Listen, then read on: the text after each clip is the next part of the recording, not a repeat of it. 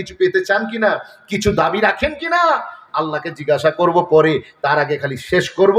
আমি শুরু করেছিলাম যা দিয়ে, মনে আছে মুকেশ আম্বানিকে আল্লাহ সব দিলেন, অনিল আম্বানিকে সব দিলেন, রতন টাটাকে দিলেন, স্টিভ জবসকে দিলেন, দিয়ে আপনার মন খারাপ হয়ে গেল, আল্লাহ ওদেরকে সব দিলেন আর আমাদেরকে কিছু দিলেন না।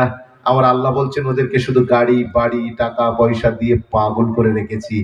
আর গাড়ি বাড়ি যা দিয়েছি এগুলো ছোট ছোট নিয়ামত, এগুলো আমার খাজানায় মজুদ আছে।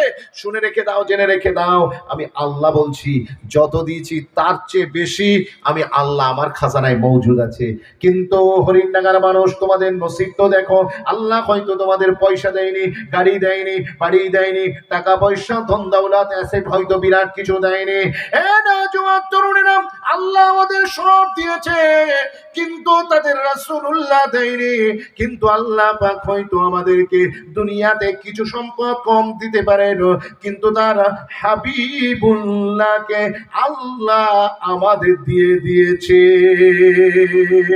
আল্লাহ ওদেরকে যেটা দিয়েছেন আল্লাহর খাজানায় সেটার কমতি নেই, কিন্তু আমাদেরকে যেটা দিয়েছেন সেটা কেবলমাত্র এক পিস আল্লাহর কাছে ছিল, সেটা হলো মুহাম্মাদুন হাবিবুল্লাহ।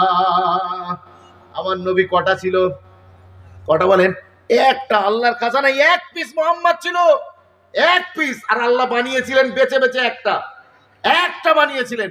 আমার নবী পাক সাল্লাল্লাহু আলাইহি সাল্লামকে যখন আল্লাহ তৈরি করলেন, তৈরি করার পরে এত দেখতে চমৎকার হয়েছে, আমার নবীকে দেখতে এত হ্যান্ডসাম হয়েছে, এত বিউটিফুল হয়েছে, আল্লাহ বলেন আই লাইক ইট।